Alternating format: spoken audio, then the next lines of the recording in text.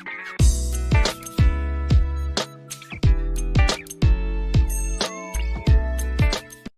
can we magnify situations and also inspire people?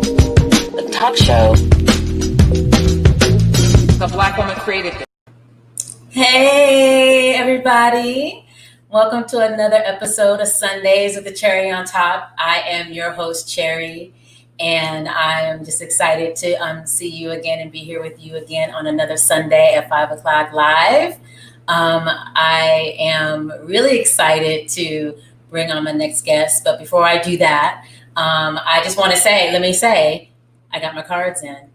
Because, the past couple of episodes, I've been dealing with just sheets of white paper. And so it took 3 weeks, but they're here. I don't know if you can see them. It's pretty dark out right now. And I have all my lights on, but it's still overcast in my apartment. So hopefully you can see that. But I have our cards in, and I'm really excited because I feel like now it makes it official. I got a little emotional because it's the little things during these crazy times.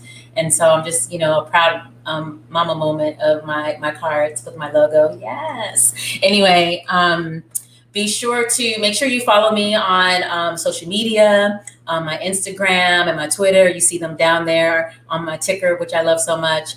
Sundays with Cherry on Top on Instagram and Sundays with Cherry on Twitter. And throughout the show, they will be put in the chat. So if you don't see it on the screen, feel free to go to the chat. They will be there. Okay, so you know how I like to start every show with a fun fact about my guests. So I really get excited to research people that I may know in my life, but not really know them. That's why I created the show. And so a fun fact about Mr. Michael Potts, who's coming up, is that he wanted to be a cardiologist and a minister. Okay, I'm like, I said, that is so dope to me. But we're going to talk about that more in the interview. But I just find that to be not surprising because his work that he does is very heartfelt, right? And he preaching to us from the stage. Amen. Amen. So it's not too far from that what he's doing, but just in a different way, calling in a different way. And he's preaching to us every time he says something with, that Brother Mozoon was preaching. Okay, so let's talk about that later when he comes on. But another thing I wanted to say, and I have to take responsibility for this, is that when I made my post, my announcement that Mr. Potts was coming on, I also told you guys to go out and buy his album on Spotify. And the reason why I'm laughing is because when I saw this on Spotify, this album, Michael Potts, I got so excited because he has an amazing voice.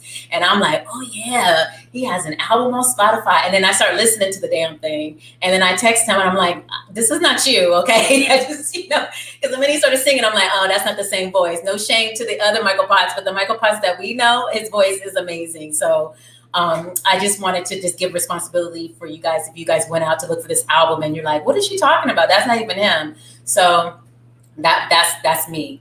And so, I can't stop laughing at that because I was genuinely excited for this album. When I tell you I was excited, I was excited. But anyway, with that said, those are my fun facts aside. I'm really excited to bring to you right now, Mr. Michael Potts.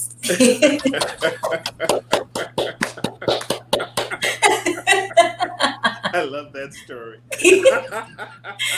Oh my gosh. I cannot stop laughing at that story. I was like, how come I didn't know he had an album out?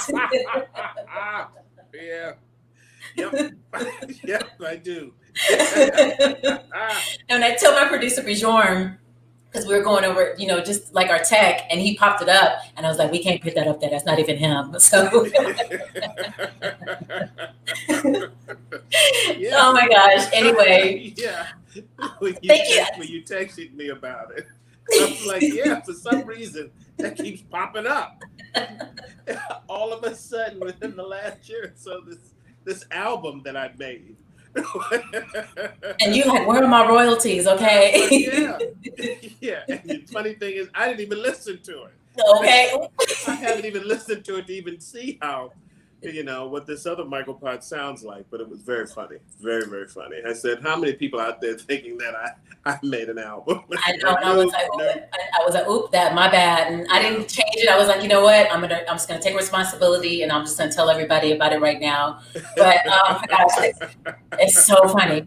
But listen, I like to start each interview with a check-in because there's so much going on. Right. I'm anxious. I'm full of anxiety. Oh yeah. And I just Tuesday is right around the corner. Yes, it is. For the past 3 years, we've been saying we got to vote, we got to vote, we got to vote. How are you holding up with this? Because I know sometimes I have sleepless nights. I'm not going to lie. It's been very stressful. But what about you? I like to do a check-in. No, I'm not. I haven't had any sleepless nights about it. Of course, I'm anxious like everybody else, and trying not to be cynical. I'm hoping America doesn't disappoint me, that it really does remember, because we seem to have forgotten the true meaning of our creed in this country, and we become sort of money focused. It's all about money, and there's a lot of power grabbing, and I hope people are aware of what's been happening the last 4 years. Has been, to my mind, a sort of soft coup has been happening, a takeover of our country and moving from a representative republic, a democracy, to what I think is an authoritarian theocracy. Is what I think those in power are trying to preserve, and we've seen their efforts even leading up to this with the voter suppression. It's just it's disheartening. So I'm cautiously optimistic. I like that. That's good. That's a good way to put it. Yeah, we have to keep positive. Optimistic. Because 2016 disappointed me. I was shocked. Oh, I cried. I was boo-hooing. I boo-hooed. I was boo-hooing. Really? I don't know. Okay. All right. And to a certain extent, you expect it, because every period of progress is followed by a period of regression. We just had the first African American president, so of course there was going to be some, backlash to Yes, amen. So we knew that was going to happen, but it was still disappointing to see. It was still sort of shocking. Yeah. What I think we know really is in the hearts of people we deal with on a daily basis. Yeah. You want to think better. You don't want to give into the cynicism. So I'm back at that place. I'm trying not to be. I'm trying to be like, the late Desmond Tutu would say, Bishop Tutu, you have to be a prisoner of hope. So I'm trying to hold on to it. Amen. I'm gonna hold on to that too. You have to be a prisoner of hope. See, look at you saying a word. See, that's why this is gonna lead me into my next question, because of the fact that what I said in my introduction about you, I love the fact that I discovered about you, I learned about you, is that you wanted to be a cardiologist, a minister. Yeah. So, I mean, how did that lead you into wanting to be an actor and ending up at Yale? Well, the whole cardiologist things. My parents, they're very good. My mom, in particular. Well, no, my my father and stepfather as well, big into books, and so we had tons of encyclopedias and history books, and particularly a whole collection of books on African American history.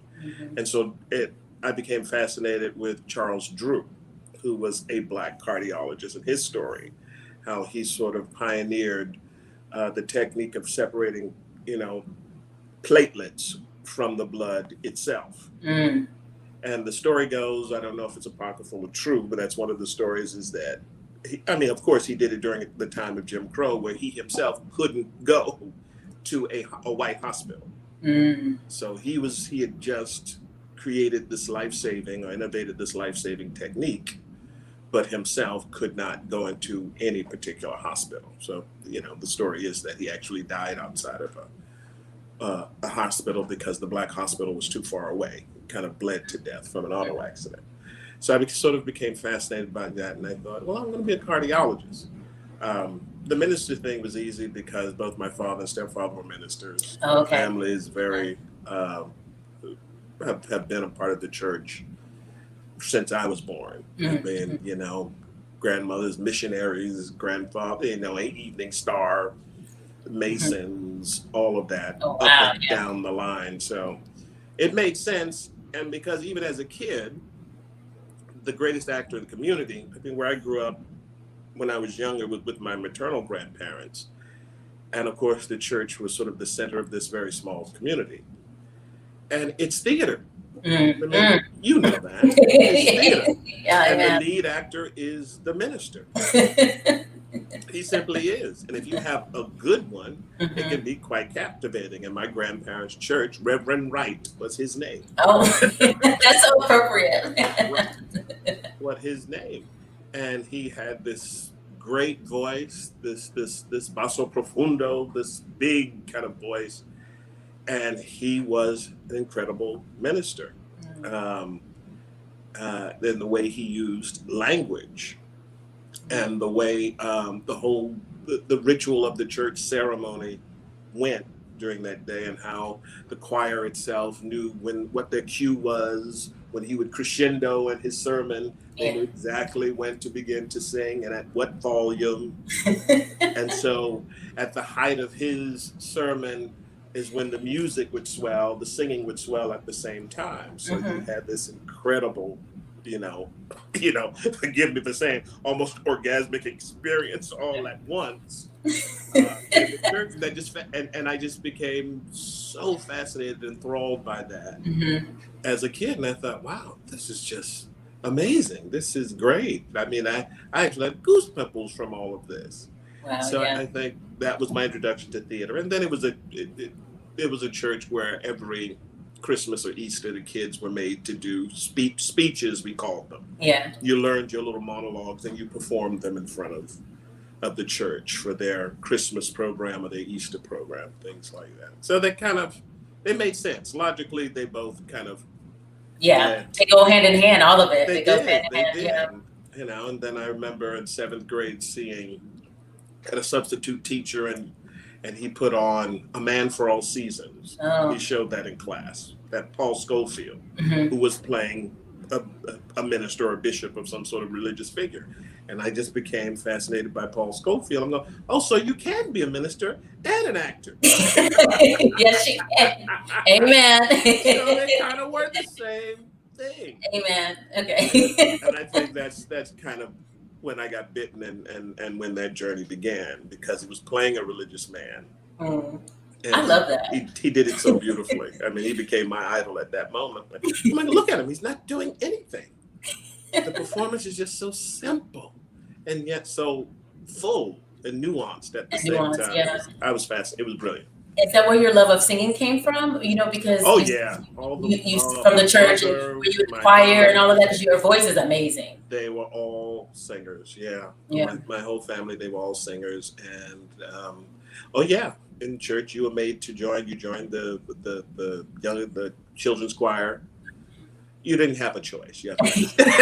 Yeah, my family's from the South, and my mom's from New Orleans, my dad's from Shreveport. And when I was growing up in the summers, when my mom sent me home to visit family, I could not opt out of not going to church. Oh, yeah. It was like on Sundays, there was no getting away from it. You coming to church. My grandfather was a deacon, and my grandmother was a deaconess, sat in the front row in her little nurse outfit. So and I listened. Don't let me cut a rug and act up in church. She was gonna smack me. Right? Oh, yes, you know that. Ooh, just a hand from nowhere. I'm like, how'd she know? She knows eyes in the back of my head. They knew all the time. They watched you. If they weren't watching you, somebody else in church was watching you and would tell them. Okay. So that they was always so they always seem supernatural. You're trying to figure out, how did you know? Yeah, my grandmother had full on black girl magic from my eyes as a kid. Full on black girl magic. You don't have a choice. I had no choice. I had to sing.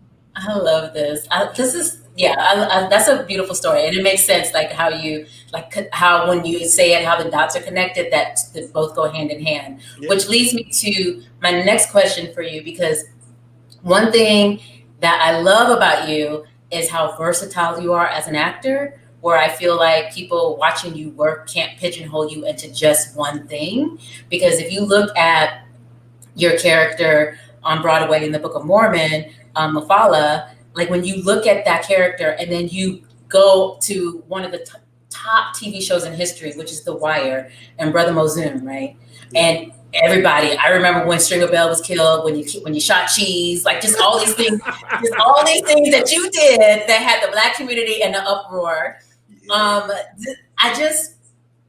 You're just part of TV history, right? And so I guess, how do you approach each role, and what has been your favorite experience so far? Because they're so vastly different, and everything in between, like Turnbow and Jitney, when you did True Detective. How do you approach your characters? Most of that depends upon the playwright. Yes. You pray to God, you got a really good play and a really good world that you can step into. I mean, I don't know. I try to just, when I look at a script, I try to dig out as much information as I can about the character. And then it's that thing of trying to step into their reality. I mean, it's like one teacher told me once, talent as an actor is being able to step into another person's reality. And so for me, in that sense, when I look at a character, when I'm taking on a character, I am stepping into that particular character's reality as created by the playwright. And I really do. I scrape for every little clue I can. I mean, even the smallest things can affect it. I played a character once, and it was at the last minute the costume designer gave me this beautiful walking stick. And I went, oh, what am I going to do with this walking stick? What's the point of this walking stick? And suddenly this character developed an ailment, a limp. And it became part of the character, how he was dressing up the fact that he was dying. So he dressed beautifully, and the walking stick was a part of the, mask of how he looked on the outside, or how he wanted to be perceived on the outside. But inside, he was actually dying, and his body was dying. So it's different. Sometimes it's easier to step into these characters in these worlds because you have a lot of information, and sometimes it's a little tougher. Something like Brother Mozoon, most of what I got from Brother Mozoon was basically the stage directions and how they were written in the script, about how he reacts to certain things. Ooh, he was so scary and so popular.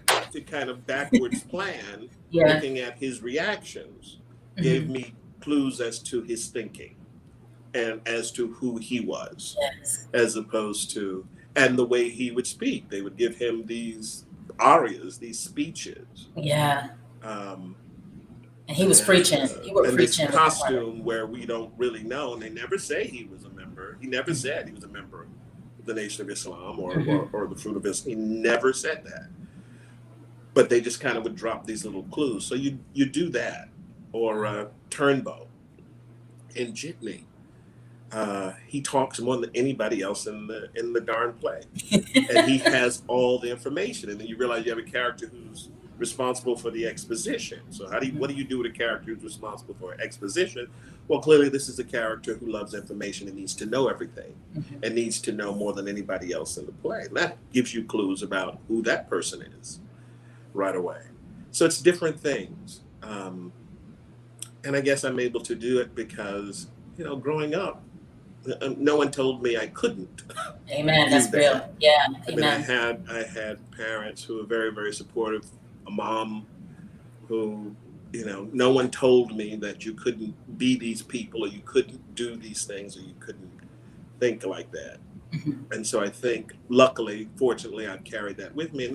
And to me, transformation is what acting is supposed to be. You do it so well.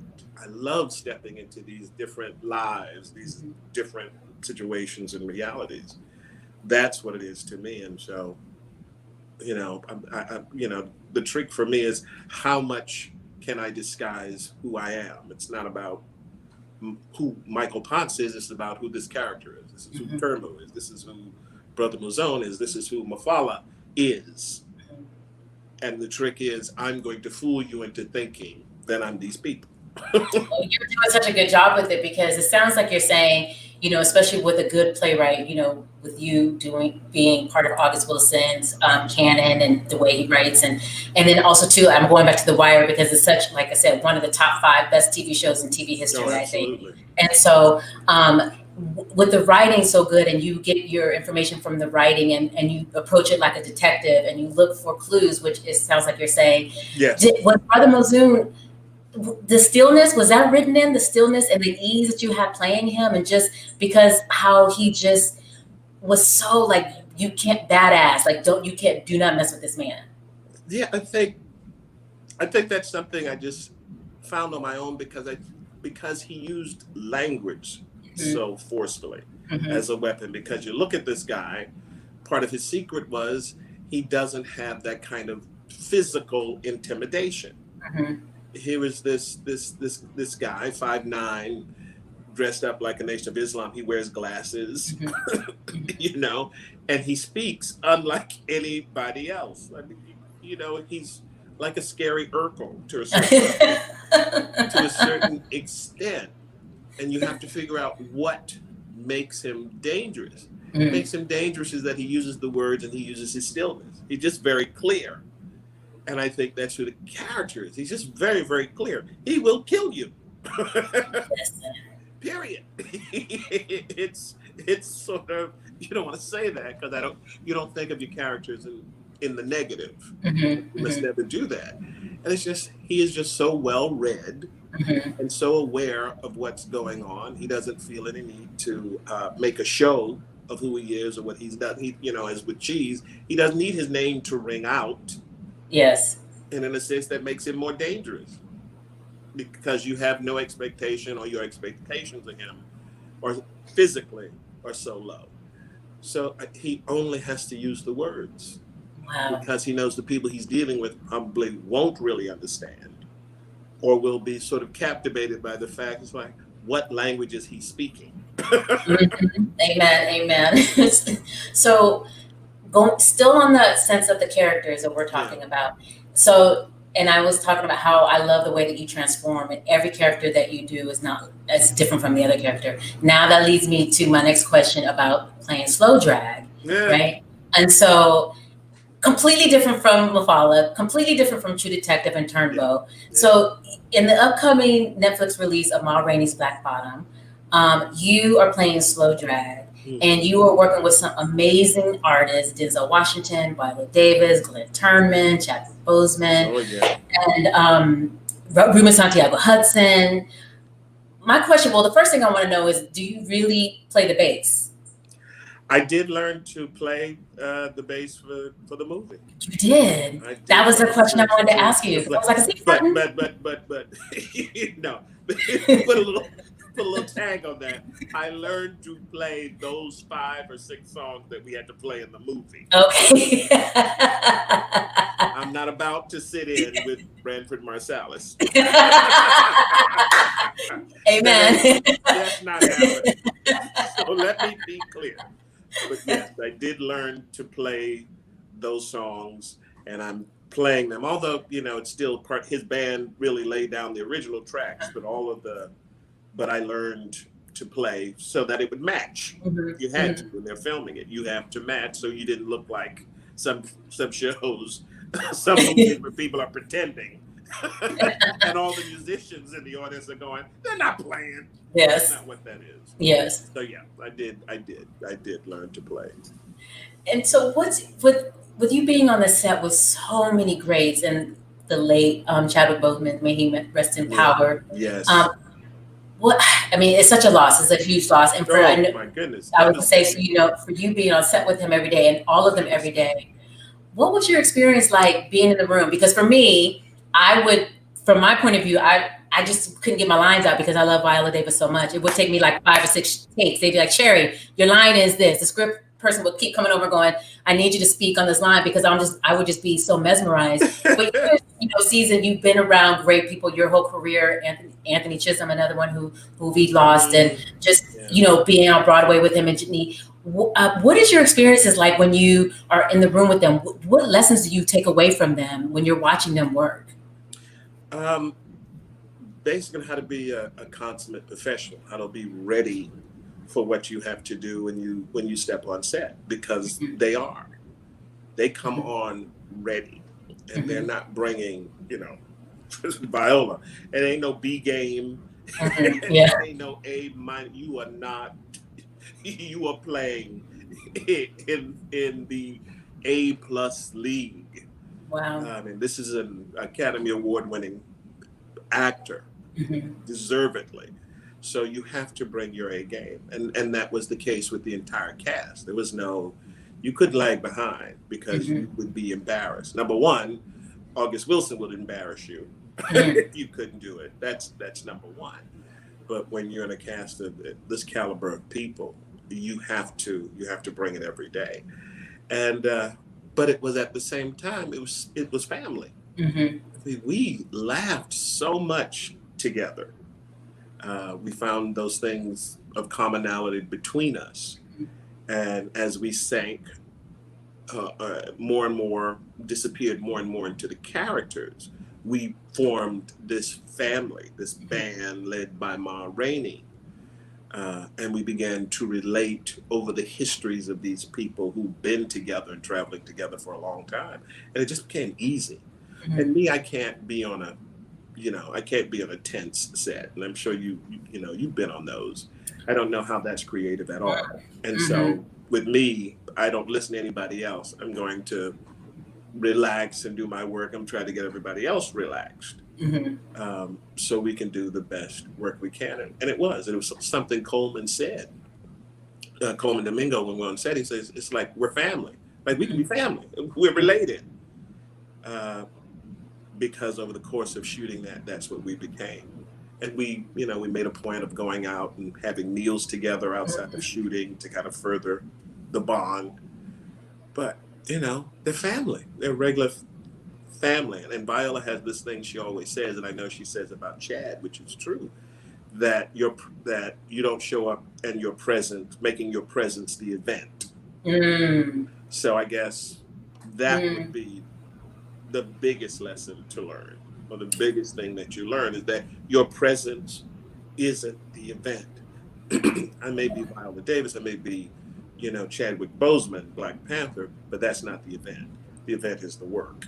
Oh, I love that. And they all came in prepared. I mean, Chad, this is easily going to go down as his finest performance. That's what I've been hearing. It's just, I'm at a loss for words, because when the news came out, I was just, as I know as you were and everybody else, because I was shocked and heartbroken and scared. And when you're saying you're shocked, because in the aftermath of everything, they were saying no one really knew he was sick. So no one did. Yeah, no one did, because he came in to play Levy. Yeah. He came in prepared every day to play Levy, and invested everything into being that character, into fulfilling his part of this story. He hit it out of the park.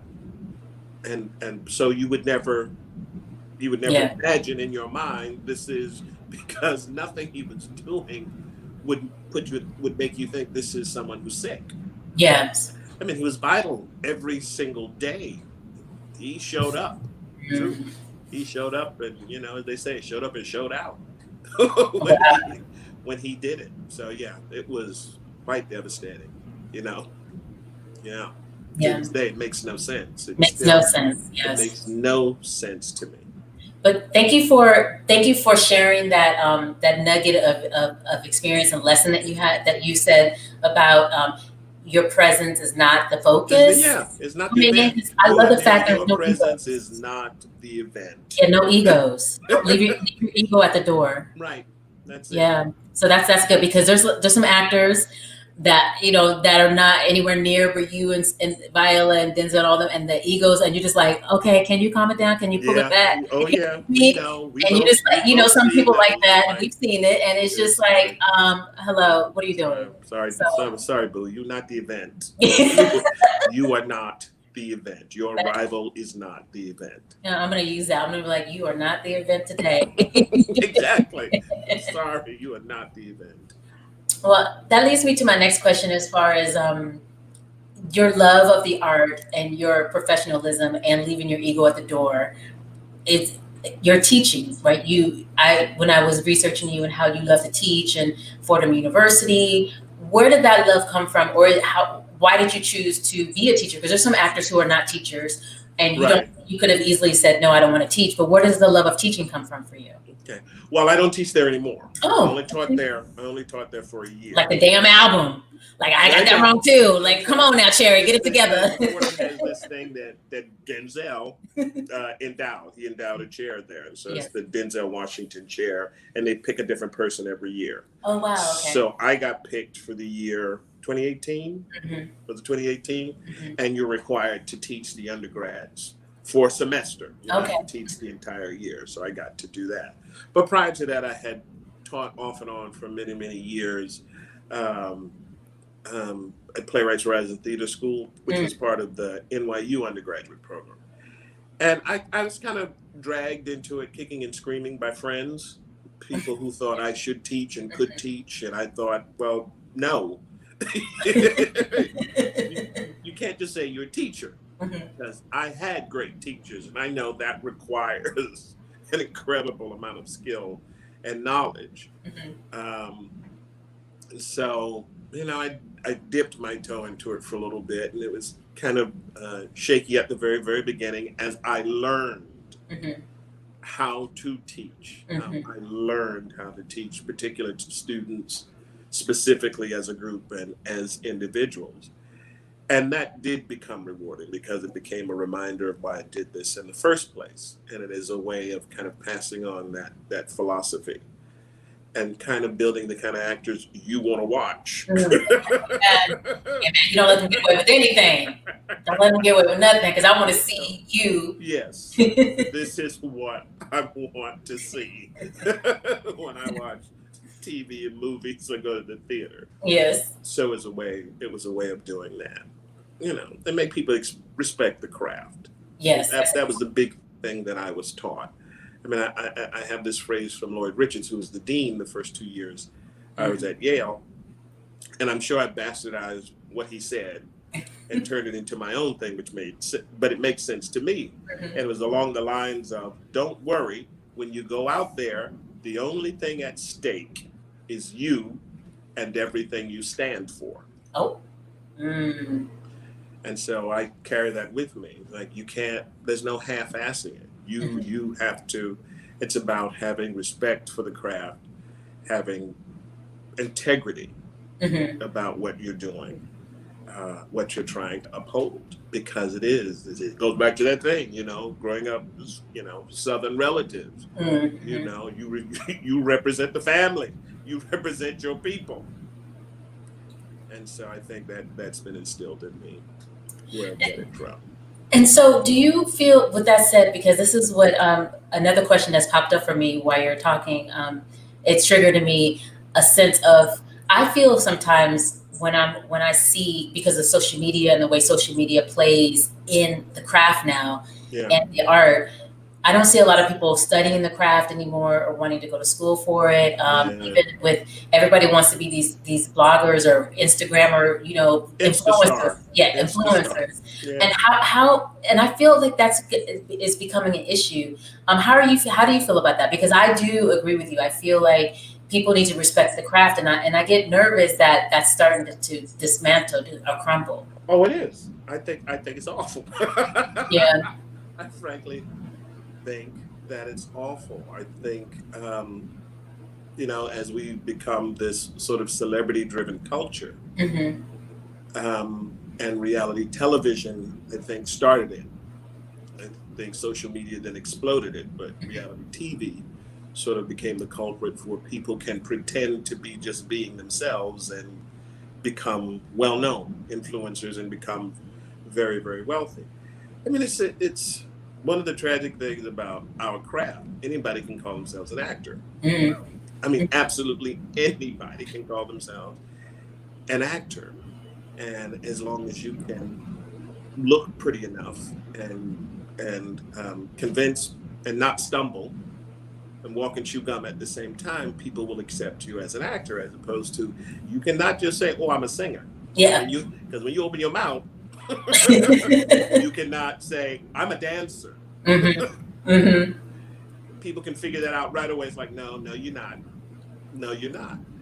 But with acting, it's different. What we do is a bit more subtle, but a bit more nuanced. And so everyone gets to call themselves an actor when they aren't. And they don't have, and many of them don't have the craft. And I see it. It's disappointing. Yeah. And again, I begin to feel like, I'm just like them old people now. You're so not old. You're so young. You hear that all the time. Y'all don't know what good music is. Y'all don't know what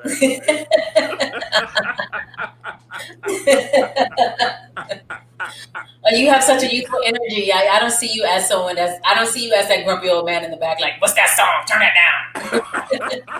No, I'm not quite there yet. But I can be grumpy when I see bad acting. I mean, friends will tell you, I get uncomfortable. I start fidgeting. Oh. Acting is really bad. I'm getting annoyed.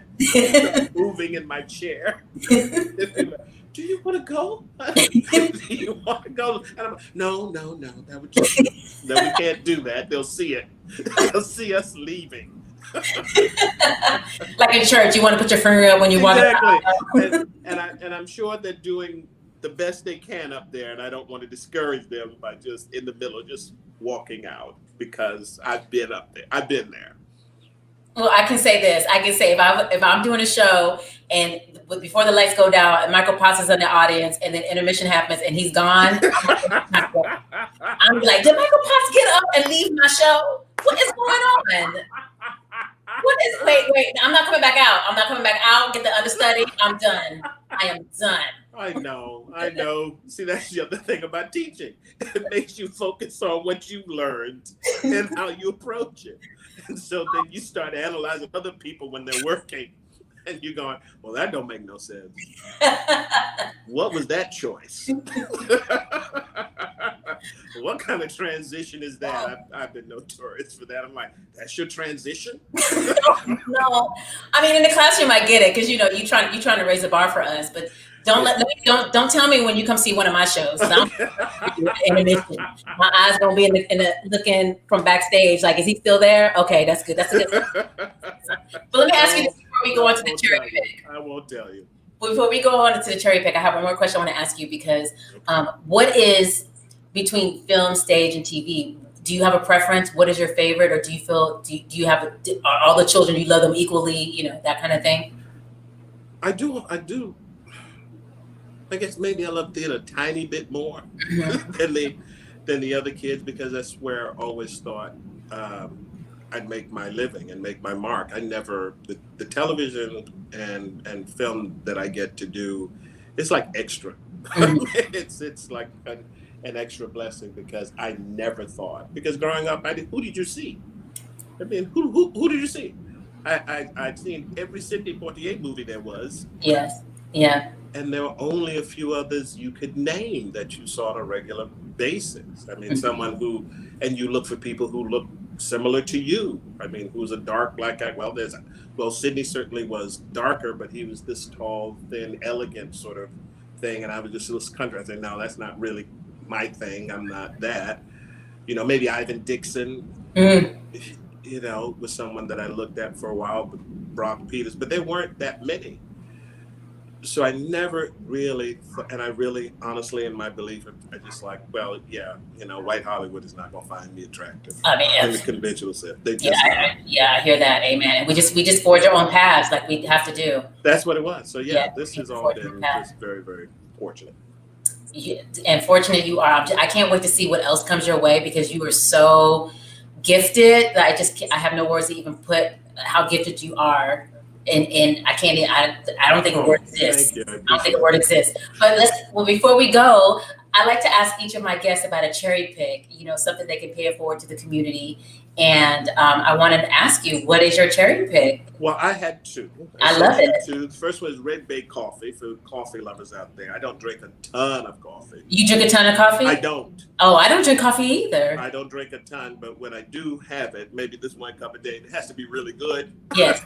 And I'm really particular about it. Mm-hmm. And so this is a company I discovered only a few months ago, Black-owned, out of Oakland. Nice. And I started buying their coffee beans, their whole coffee beans, and it's really quite good, quite delicious. So, Okay. of course, I want to support Black business. That's Yes, the whole thing. Support us. Yes. And then the second one is called Golden Grooming, which is Yes. basically care products for Black men, grooming Yes. products for Black men. So I use them, and I've been using their products for over a year. I love that. And I especially love the body balm and then the grooming kit with the tweezers for those of us who experience the occasional ingrown hair. The best You gotta tweeze it out. You gotta tweeze it yeah, out. the best tweezers I've ever seen. So it's just two of the companies that I'm really excited about and really No, thanks. like giving my money to. Okay, Amen. Thanks for sharing though, because the reason why the cherry pick is so important because it's a way for the community to start to know what's in the community. Because we know a lot, but there's a lot we Yeah. don't know. And I didn't know about these two companies, Black owned, until you brought them up. And it's a way for me to learn as well. It's a way to give my money back into the community and circulate That's it. dollars. That's it. That's so important. So that's why it's great. Especially, yeah, we got to support. Yeah, especially now with Especially now. this damn pandemic. Oh, Yeah. don't get me started. That's a whole other interview. You'll be here for another hour. We start talking. You'll be here for a whole another hour about the damn pandemic. I know. Yeah, so 2020, I've learned. You got to go. I'm so ready. I'm You got so to get out of here. ready. You got to go. Ooh, I feel like 2020 has been longer than a year. Ooh, it really has felt like, long. Yeah. It's been surreal. Yeah, Like, you've got to be kidding me. yeah. Yeah, we're in a pandemic. A pandemic. Anyway, we are at the end of our interview. So we're just in and out. Lots of laughter, Oh, lots of Black okay. girl magic, lots of Black man joy. I just like to connect and touch base and see beautiful Black people in their faces and just have lots of love and laughter. And so I appreciate you saying yes and coming on and giving me so much laughter because I need it. Like I was saying, it's just a lot of anxiety in my body. And the more I can laugh and stay positive, the more I appreciate it. We got him. Yeah. Gotta laugh. And thank you for having me. Thank you for saying yes. And then I guess that's it. I just want to say to everybody who's watching and who will watch this later, say goodbye to Michael Potts and Michael. Well, I'll check him. I'll check him with you soon. Okay. Okay. All right. Bye. Oh my gosh, guys. That was such a great interview. There was a moment where I did get a little excited because I can't believe that, Brother Mazoon, Michael Potts is here. And there's a moment I had to go, Cherry, separate this as a character, it's not the person, right? And so, but I just want to say thank you again for joining me today for this episode of Sundays with the Cherry on Top. Again, make sure to follow me on social media. You can find me on Instagram and Sundays with the Cherry on Top. You can find me on Twitter, Sundays with Cherry, and it's down there on the ticker, and also too, like ticker how they do, right down there. And you should find it in the chat. Michael Potts Cherry Picks should be in the chat. The Red Bay Coffee and the Golden Grooming, and the phrase of the next couple of days: cautiously optimistic. People, get out there and vote. If you early voted, thank you. I know in a lot of states early voting is done. So make sure on the 3rd, on Tuesday, that you're in line early and have your snacks, have your chair, have your headphones, have your phone charged, have your water. Just be prepared to be in line for a minute. When I say minute, I mean a couple of hours, because the numbers are surging in ways we haven't seen in a long time with this voting. A lot of people are coming out to vote, so that makes me happy. And so we're going to say cautiously optimistic. And with that said, be sure to tune in next Sunday, live, 5 p.m. Eastern Standard Time, where my next guest is going to be one of my girls. Her name is Nakia Mathis. She is an actress and a hair and wig designer, and part of my tribe. And I'm really excited that she said yes. We're going to talk some Black girl magic. We're going to talk some Black girl hair because us and our hair. So we're going to talk about that, and that's it. And I'll see you on the other side. I don't know how the show's going to be, because it will be after the voting. But I'm going to follow Mr. Potts and be cautiously optimistic. So with that said, I love you guys. Thank you so much for supporting me every Sunday, and I'll see you next week. And that's it. Bye, guys. Thank you. See you later. Holla.